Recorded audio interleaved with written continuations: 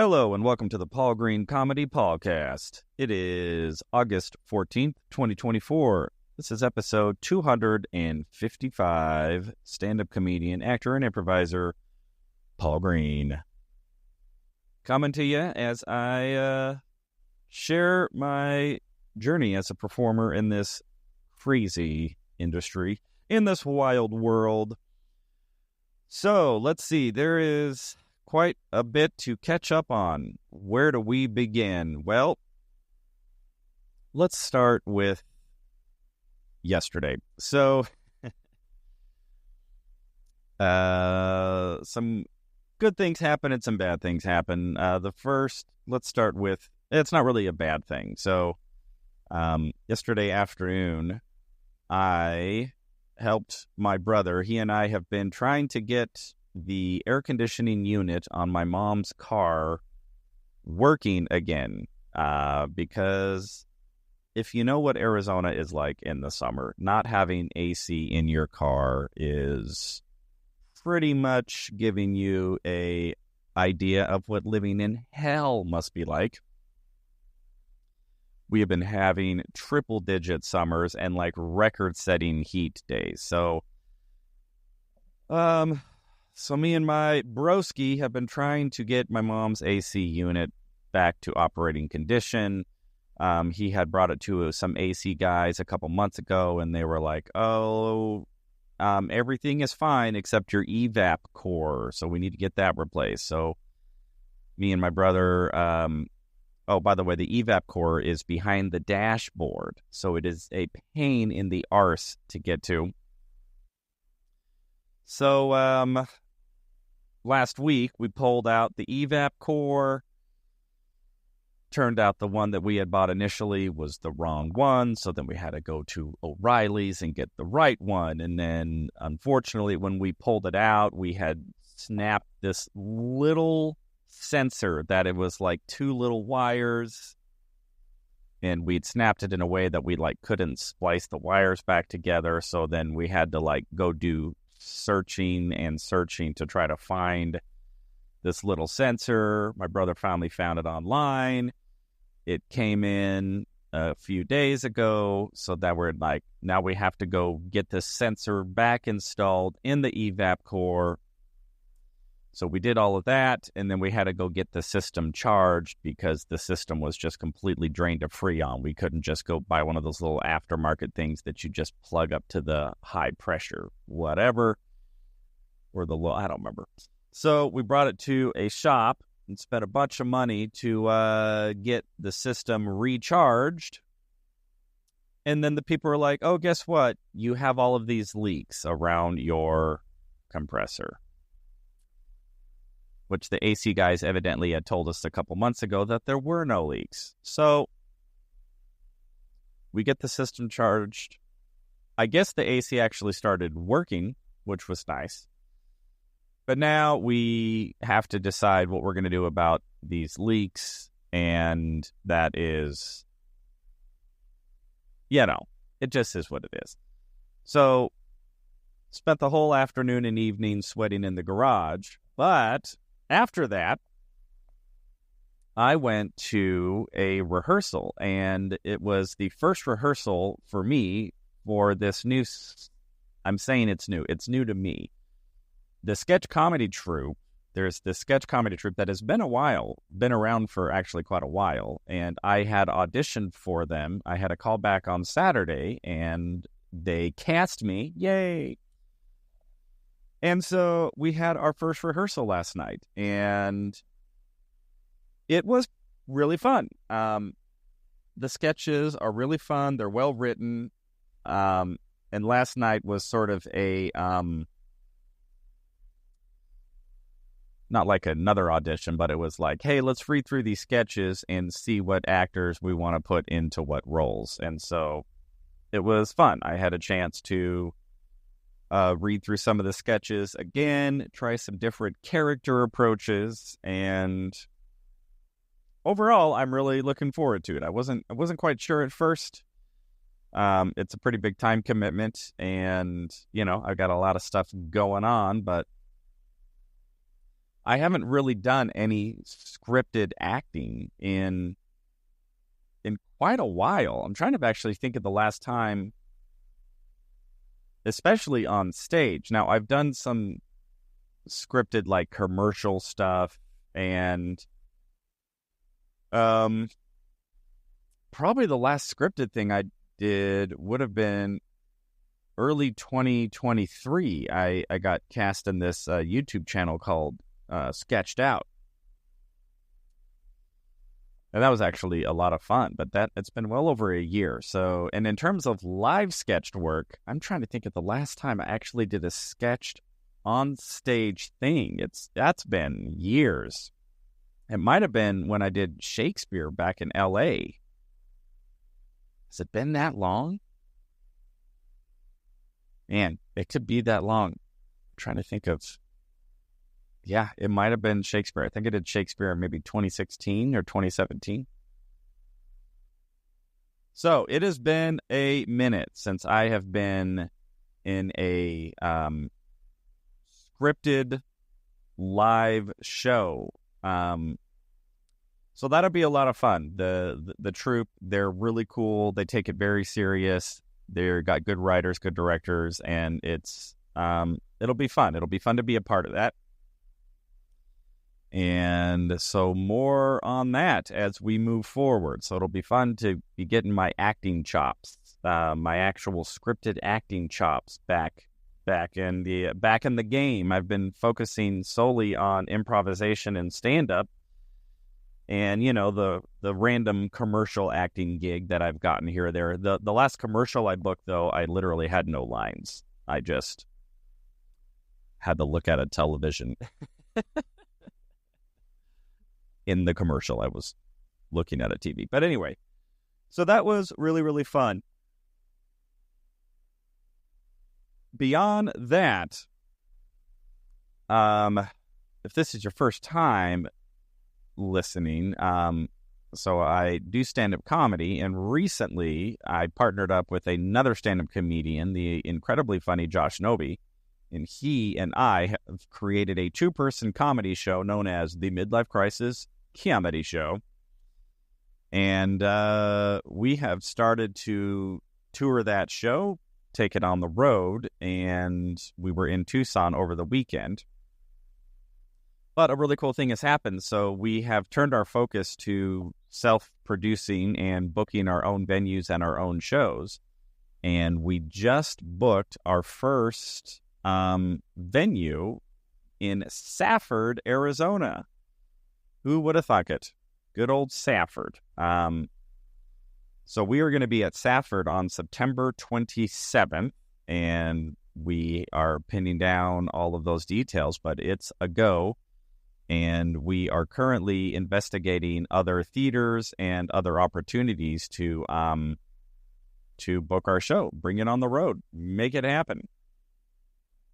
So that is very exciting. We are very much looking forward to seeing what we can do to help grow this show. Yesterday, we opened a bank account together. I now have a joint bank account with a business partner. Big things. When you're both on a bank account, it's funny. It's like we've now become married because now we have to communicate all expenses and, well, can I buy that? Well, I don't know. Is that part of the budget?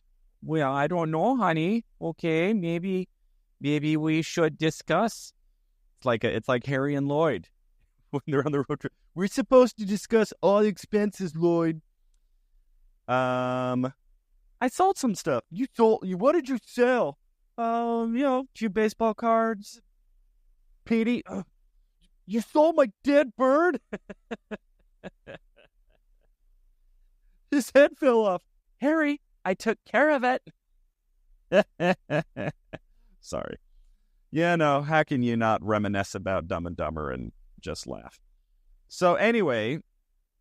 So yeah, we are all in on making this Midlife Crisis Comedy Show a successful venture, and we have some great people on our team helping us out, helping us book venues, helping us with advertising and social media and the whole lot. So We are rocking and rolling. And speaking of joint ventures, I am actually going to be heading out to St. Joe, Missouri this weekend, and I will be performing with another incredibly funny, talented comedian and performer, the one and only Elizabeth Weichert. If you do not follow Elizabeth Weichert on social media, do yourself a favor. Go look up Elizabeth Weichert, Elizabeth with an S, Weichert, Wykert. She is just one of the most funny, high energy, goofy, talented human beings. She's so great. And she is also self-producing. So she's sort of in the same boat as me in the Midlife Crisis comedy show. She booked a venue in St. Joe, and she has been promoting the crap out of that show and selling tickets. And I am so fortunate to be able to be a part of that show. So that is coming up this weekend. So all kinds of good stuff happening. I just feel very fortunate. I feel blessed. #blessed. And just a lot of really cool, exciting happenings happening. So, with that, those of you who follow the podcast know that I have also been doing my own sort of analysis on the 48 laws of power. I've been going chapter by chapter and just sharing my thoughts. And today's law is also, it's kind of an interesting one. Some of the laws I find absolutely despicable and reprehensible. Some of the laws I agree with. This law is it's a little confusing, even the way that it's worded. I should actually go try to get the exact wording of this particular law, because it even, the wording even kind of sounded like bad grammar to me. All right, let me pull this up here on the interwebs. I kind of know the idea of it, but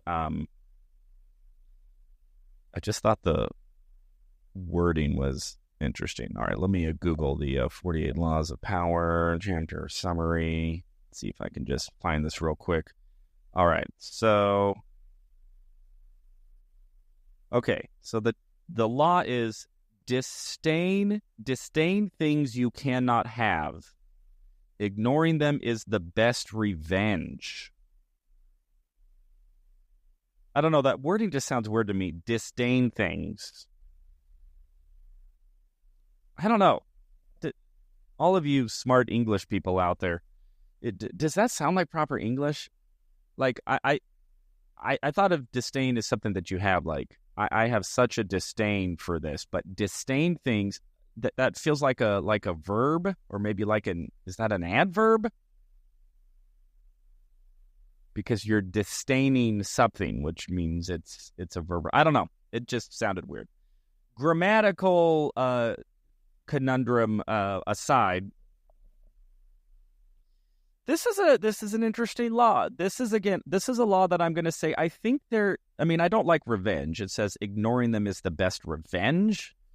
I have been in the revenge business for so long. You would make a great pirate, Dread Roberts. Wait, pirate?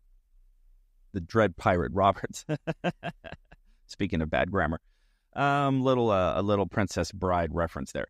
So, but again, this is a law that I think there's some efficacy to this, and I think that there is some application of this that does not require nefarious evil intent. Now, in terms of having to disdain, that's a strong word. Things you cannot have. Ignoring them is the best revenge. All right. So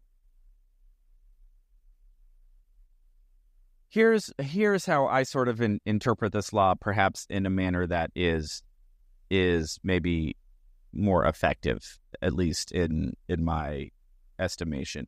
And it's similar to something I've talked about before, which is I think it's perfectly acceptable to have wants and to have desires and to have goals and to express those and to want those things.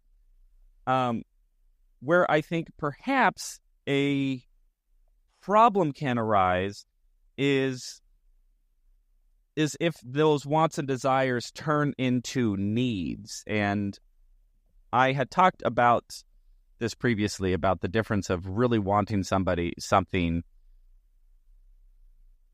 as opposed to really needing something to the point to where it becomes maybe an obsession, or you lack patience, or there's something wrapped up into obtaining or acquiring this thing that causes you to like lose your identity or lose your dignity. I had talked about previously about how trying to force an outcome is maybe not always the most effective strategy, but focusing on your input, focusing on what you can control, focusing on your work ethic, focusing on your growth, your improvement. Still have a goal, still go for it, but I think about this with like NFL players, right? It's like there's what? How many NFL players in any given season? So what? There's 53-man roster. There's 32 NFL teams. What's 32 times 53? What? Somewhere around 1,500? 1,500 plus. So every season, you've got 1,500 or so NFL players. Every single one of them wants to win the Super Bowl, right? At the end of the year, 53 players in the NFL are going to be part of the NFL championship team, right? Which means 1,450 NFL players are not going to win the Super Bowl. So now, does that mean that you shouldn't set your sights on the Super Bowl as an NFL player? Absolutely not. But wait, how did I word that? Does that mean that you shouldn't? I don't think I worded that correctly. Does that mean that as an NFL player, you shouldn't focus on winning the Super Bowl? No, you absolutely should. Sorry, I tried to pigeonhole a double negative there. No, I say focus your sights on the Super Bowl. I don't think there's anything wrong with that. However, there's only so much that you as one individual can do, and focusing on your input is what you can do. Professional sports is probably not the best analogy because that is an experience that so few human beings actually experience, being a professional athlete. So, but take anything, like maybe a job or a promotion or a certain type of relationship or a certain type of a family structure, or whatever your individual hobby is, whatever your financial goals are, right? Like I would assume that all of us have some desire or something that we're striving for. However, there is just so much of that may not be up to us. So focusing on what is up to us is the key. So what does that have to do with having a disdain for the things you want? What was it? Ignoring is the best revenge. So I'm not a fan of having a disdain for things, because I think that takes a lot of negative emotion and purposefully and intentionally creating a negative emotion towards the thing that you actually want. To me, that's a bit of that's maybe a bit of a protective tactic. It's maybe it's like, oh, I really want this thing, but I want it so bad that if I don't get it, I'm going to be sad and disappointed. So instead, I'm just going to pretend to not want it or to hate it. I don't know. It kind of reminds me of like, elementary school romance, like all of a sudden you like girls, but all of your little guy friends on the schoolyard have taught you that, girls are icky and have cooties, so you're not allowed to like them. So like, even though, I think I actually like that girl, I like her so much that how I'm going to express that is by, being mean and, whatever. It's kind of like, Yeah. Really? That's what we're doing here? But now ignoring is the best revenge. Now, again, I'm not a fan of revenge. I'm a fan of, whoever's wronged you out there, whoever you have been hurt by, or whoever has mistreated you or whatever. I'm a big fan of, as much as it is appropriate, just having grace and forgiveness, but then moving on with your life. So ignoring them as a way of revenge. I don't like the word revenge, but there are some people who maybe you need to set very clear boundaries with, and no longer allow people who maybe don't have your best interest at heart, and no longer allowing them to have any influence on your life. But trying to get revenge on them is almost like bringing them back into your life, right? It's, it's the, I'm gonna let this person go. But even by just saying that you're gonna let them go, you have to pick them back up again, right? Like, that's it. I'm done talking about my ex. I'm done with them. It's like, oh, really? Because you're talking about them right now, right? It's the whole, I am saying that I don't want this thing, but even by saying that I don't want it means that maybe I actually really want it, right? So I know I'm kind of getting psychologically complicated here. But anyway, yeah, but I don't know. This law, this principle, I don't know. It just really kind of hit me in a lot of different ways. And I don't think this podcast through. I just start talking about it, and then my thoughts unravel like a bowl of spaghetti as I'm talking about it. So I'm not a fan of the words disdain, and I'm not a fan of the word revenge, but I am a fan of the idea that if something is no longer serving you, that you absolutely, it is actually appropriate to ignore it. But if you ignore it as a tactic, then you're not actually ignoring it. Oh, see what I'm saying here? I remember back like when I was like in my 20s, and me and all my buddies were all trying to date, and we were all trying to get married at the time, right? And so most of our hangouts, most of our guy discussions were just commiserating about dating, and, oh, this woman did this, or she stood me up, or she's playing games or whatever. And it was all that kind of bull crap. I look at it all now as childish, but hey, at that point of my life, I was childish. So, but I remember that in those discussions, this sort of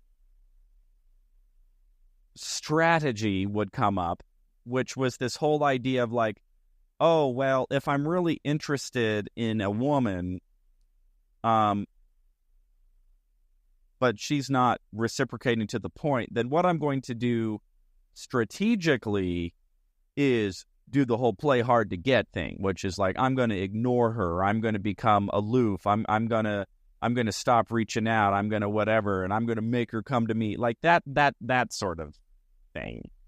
I'm sure anybody who's spent any significant amount of time in the dating market can probably relate to what I'm talking about, either as a recipient of that or maybe as an executor of that very strategy. The whole, I'm really interested, so the way that I'm going to express that interest is by not expressing interest.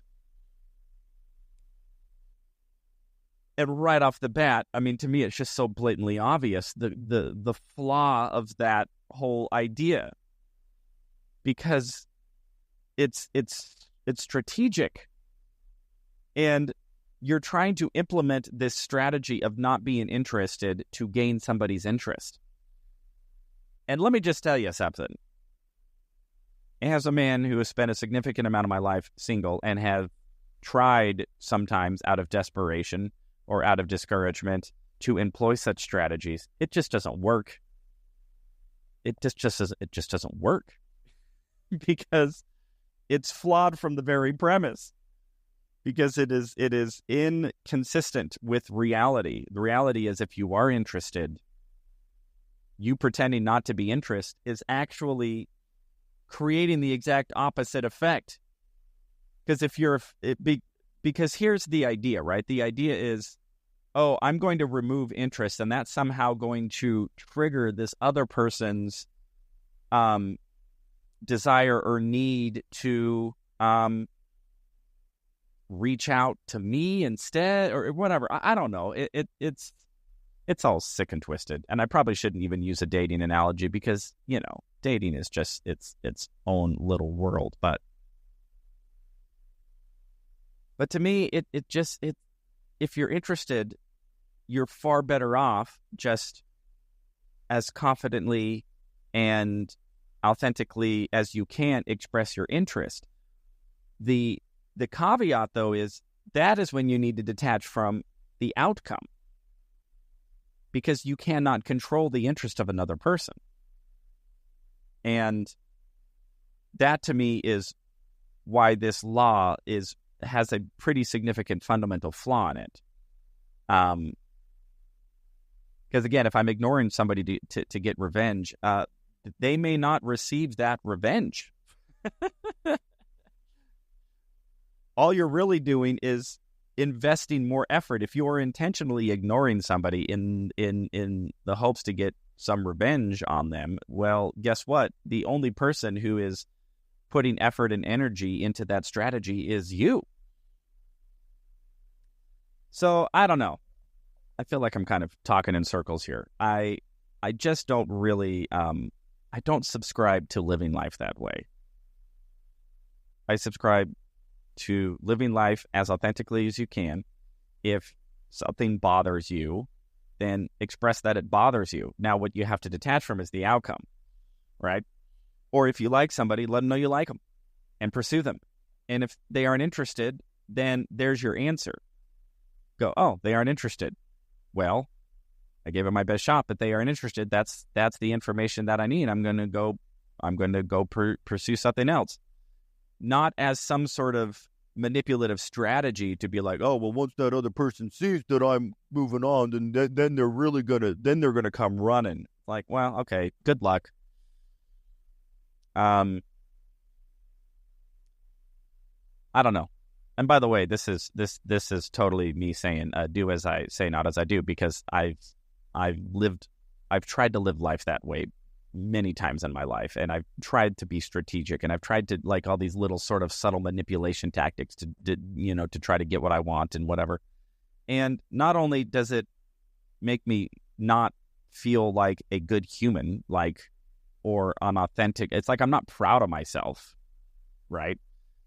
When I behave inauthentically, or when I try to behave strategically, or if I have some sort of hidden agenda, it's like, oh, well, I'm doing this, I'm saying XYZ, but what I'm really trying to do is ABC, and I'm trying to conceal what it really is. Yeah.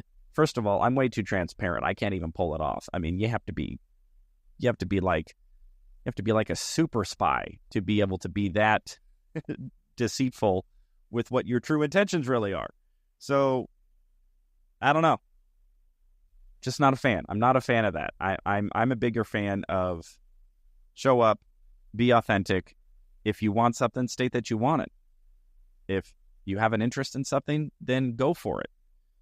Let you know you have an interest in it, and then see what happens. And if what you have an interest in isn't reciprocating, well, then you have data, and then you can say, hey, you want to know what? Maybe this isn't the best path for me, or maybe this person isn't worth me pursuing. Maybe I'm worth pursuing somebody who wants to be authentic and likes me in return. Why is that such a, such a bad idea? All right, everybody. I feel like I have sufficiently confused even myself with what the heck I really think about this law of power. I have talked in circles. Hopefully, you took something from that. If you did, great. If not, well, hey, I'm just going to have disdain for you then, and I am going to ignore you out of revenge that you didn't fully subscribe to my podcast philosophy today. All right, everybody. All right, so that will be all for today. I love you all so much. I hope your dreams are coming true. You're out there pursuing them, finding joy and fulfillment in your journey. This has been the Paul Green Comedy PaulCast for August 14th, 2024, episode 255. I love you all so much, and I will talk to you tomorrow.